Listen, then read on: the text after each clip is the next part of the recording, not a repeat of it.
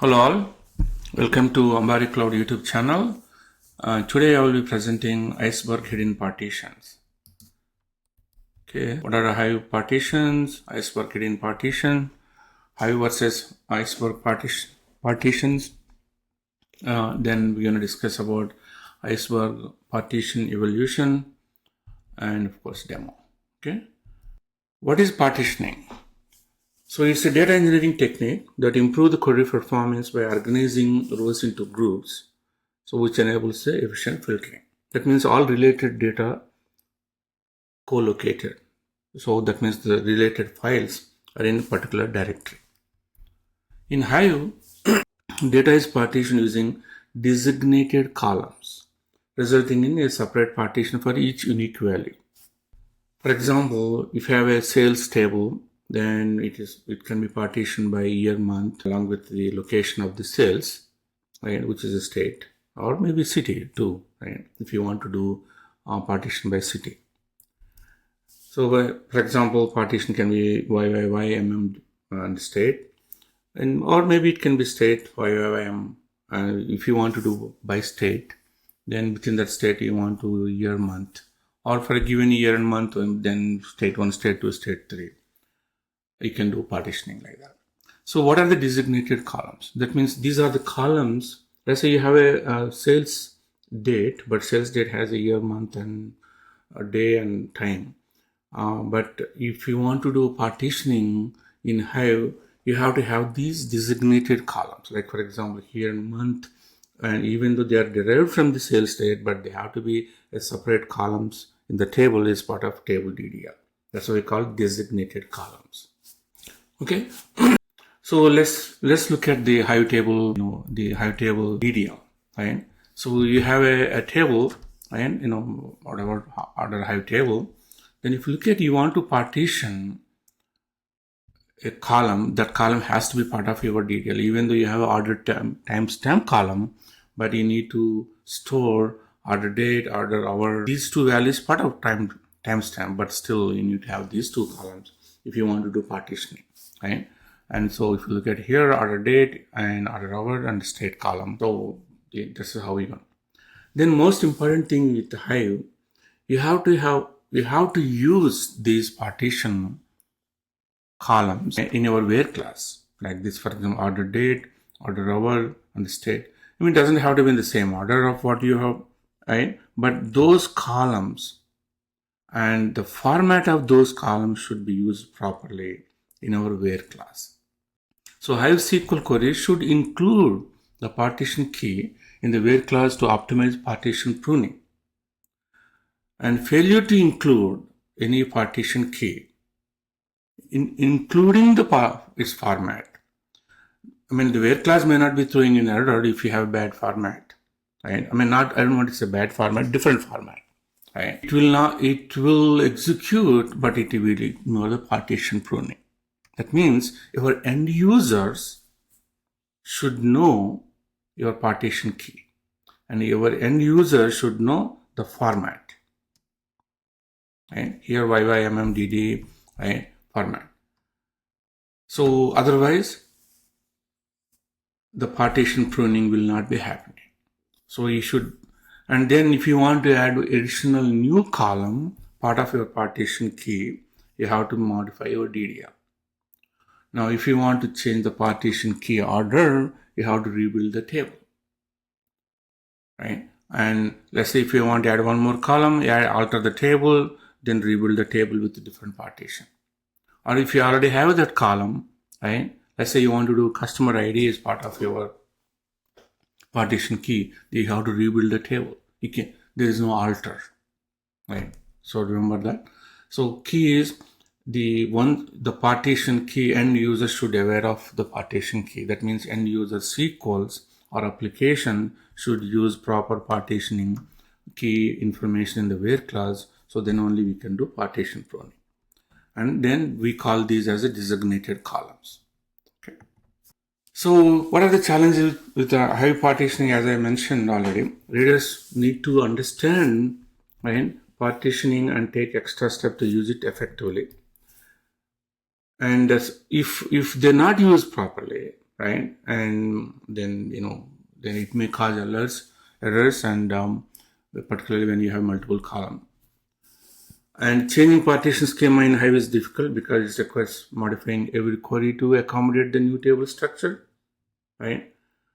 Not only difficult changing the partition scheme because you have to rebuild the table, and then every SQL or every application using this table should change to take advantage of the partition pruning. Now let's come to the Iceberg hidden partitions.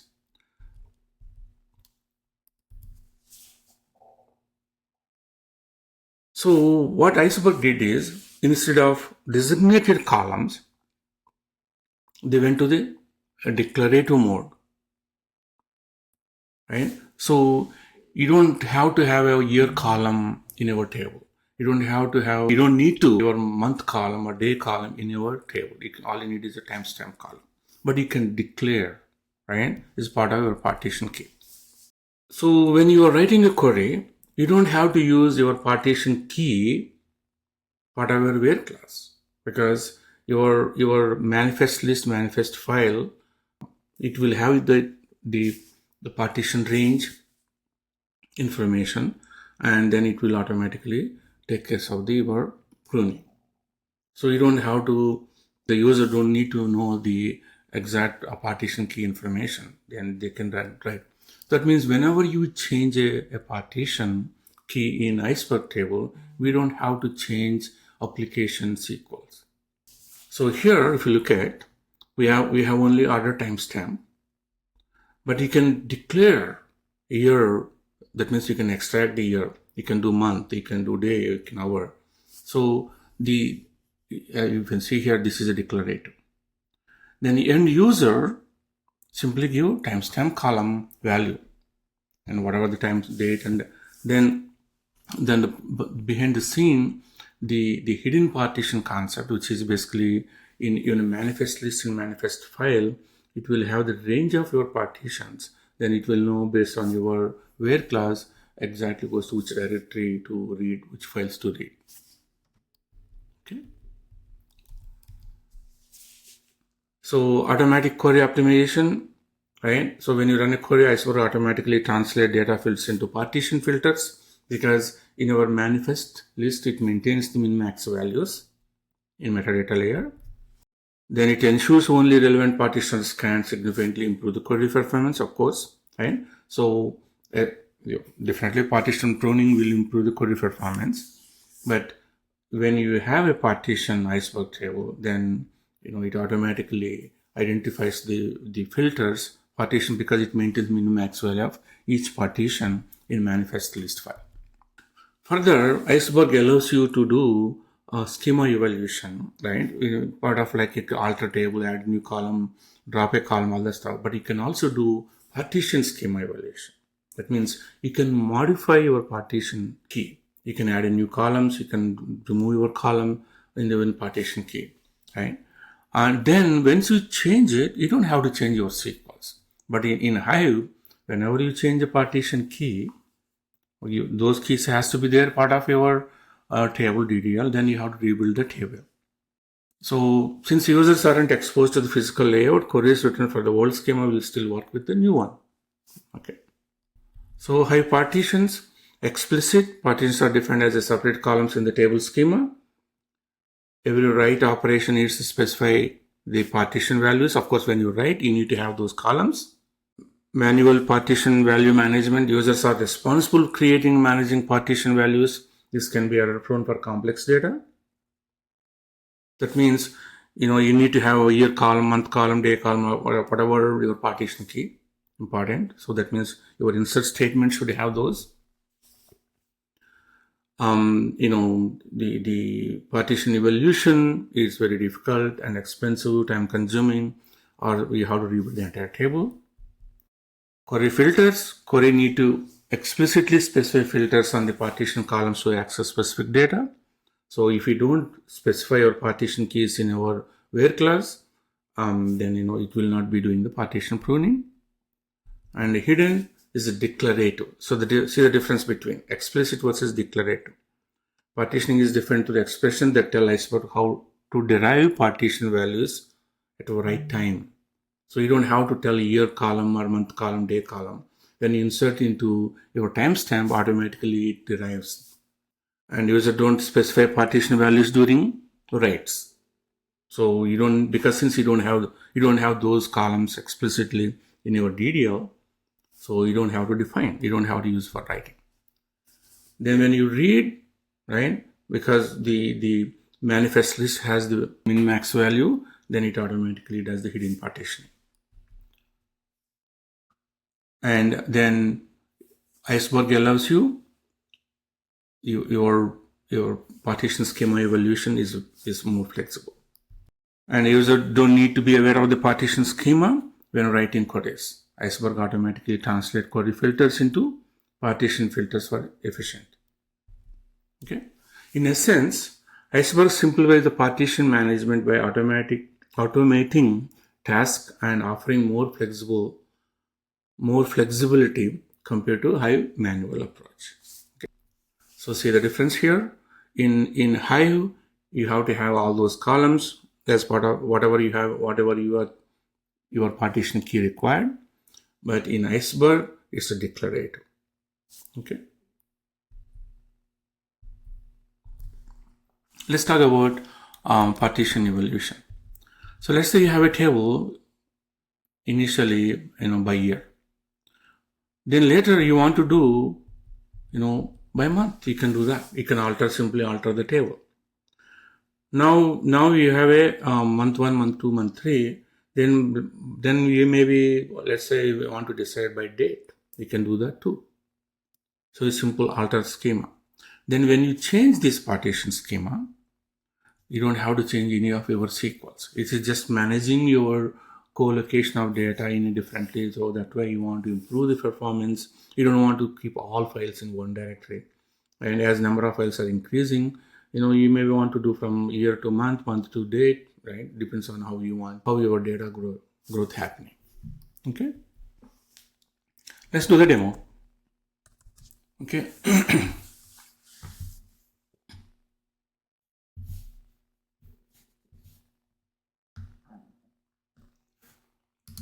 Okay.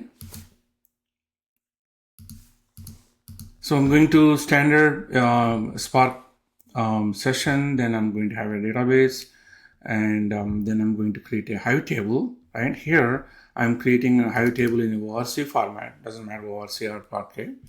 And because the reason I'm creating Hive table, I want to show the difference between Hive and Iceberg here. Okay.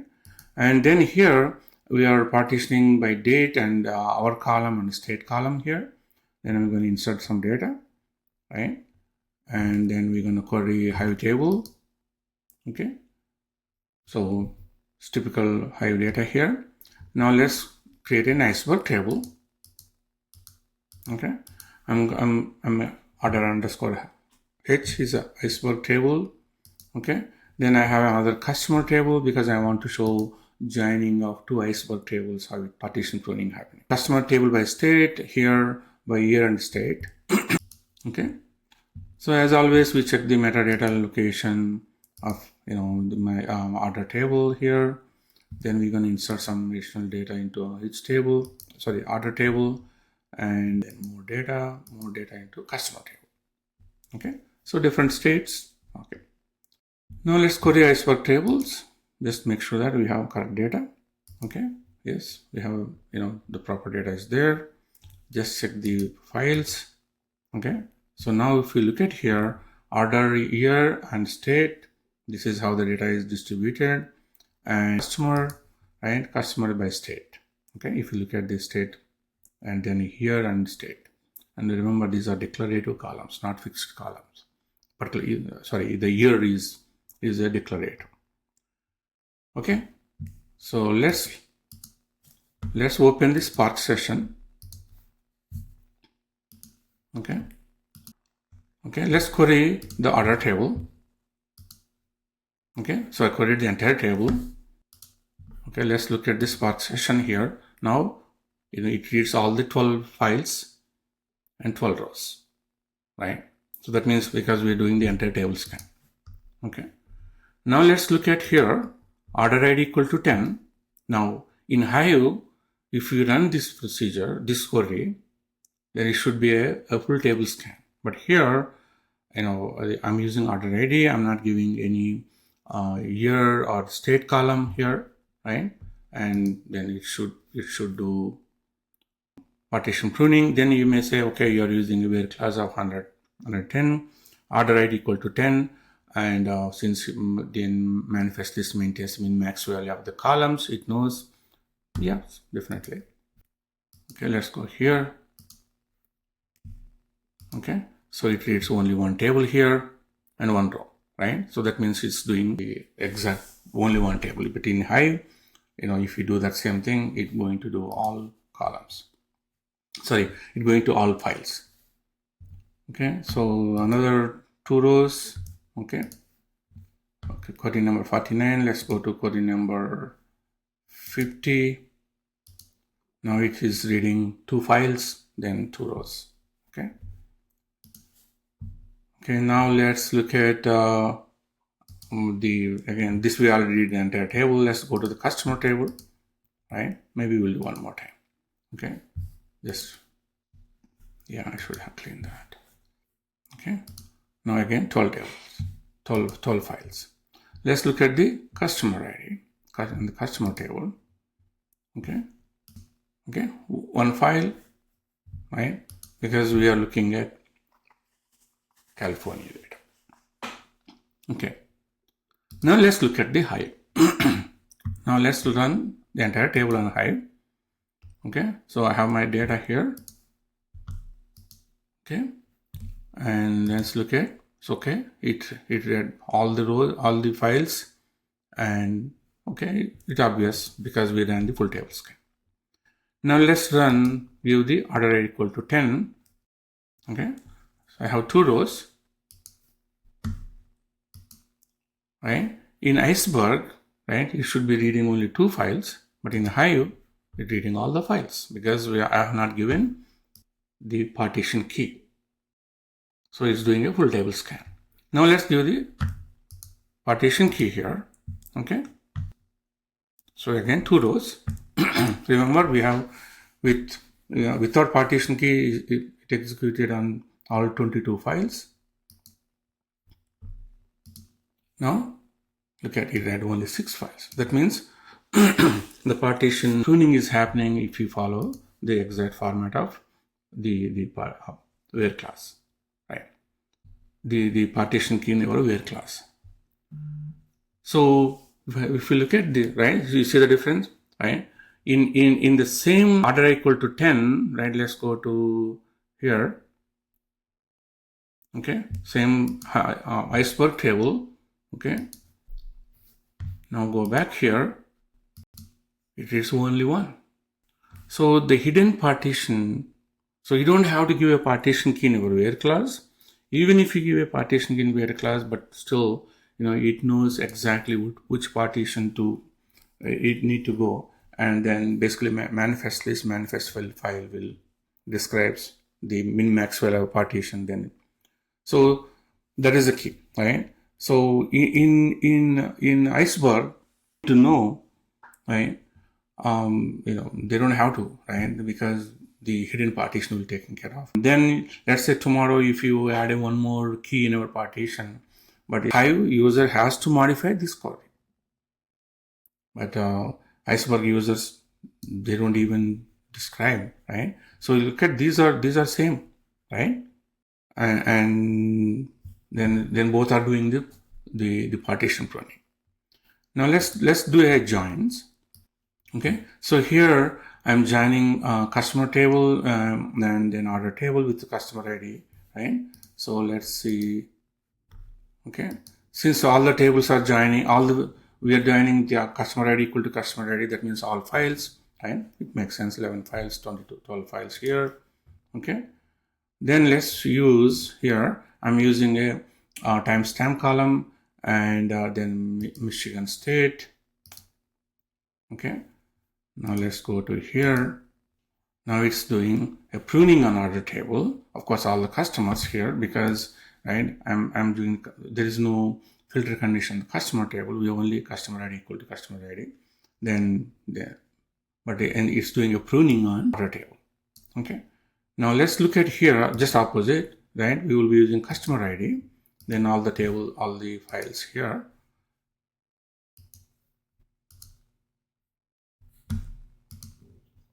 Okay.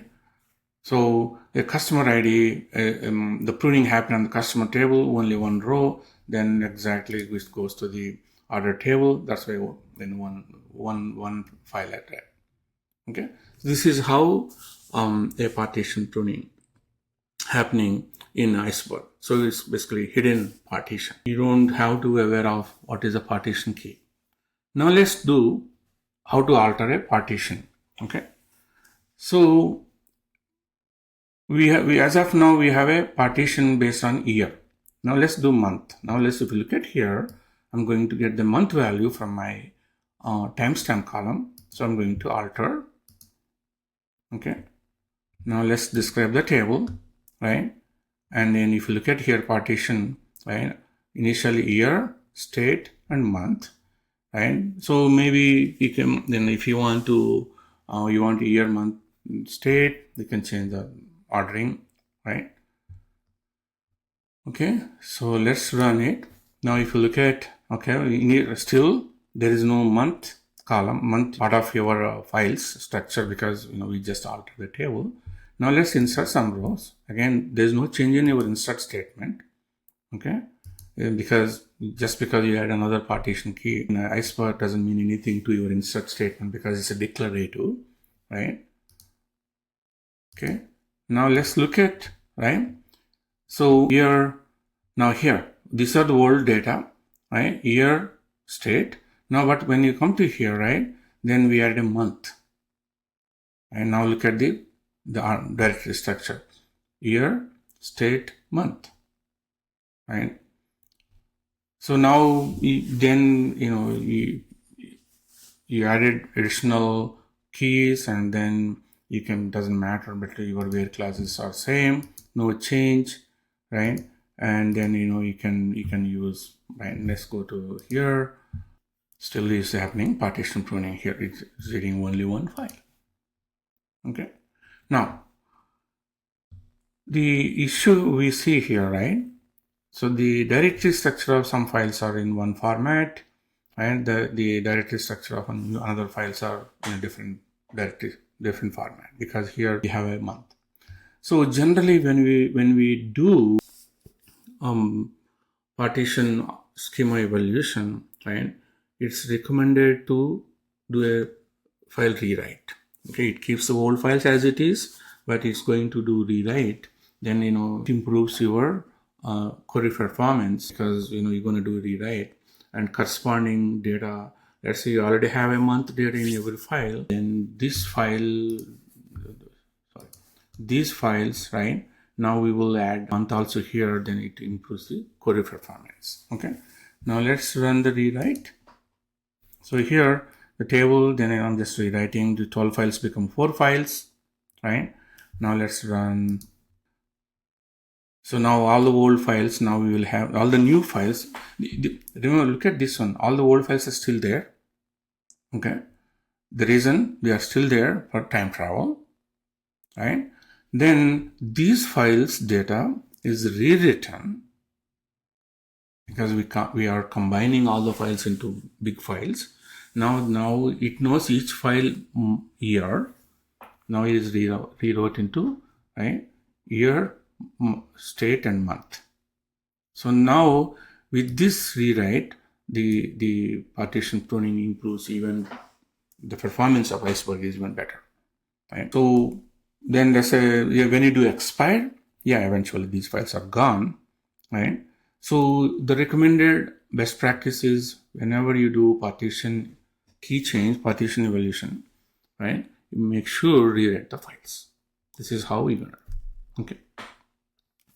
Now I want to discuss a couple of other small things, right? So here I want to discuss about, right, let's say here my table is hour and state, then here my state and hour, right? Just to explain that how the directory structure looks like, right? Is we already saw that. Okay. So first is our end state.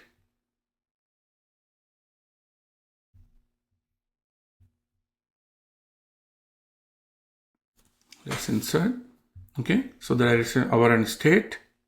The second one is state and hour. Right. This is one of the questions somebody asked me. How is ordering of the your partition key and then as compared to directory structure? Yeah. So depends on your order, exactly same directory structure will be created. Okay, so watch on that. Then whenever you alter, always rewrite the files. There's one more question somebody asked me. Okay, on the same thing on the hidden partition. Here, same table with our right now. Okay, we're inserting some data, and then you're gonna query. Okay.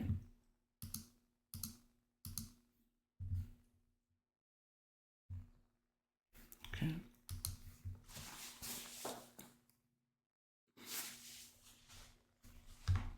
Okay.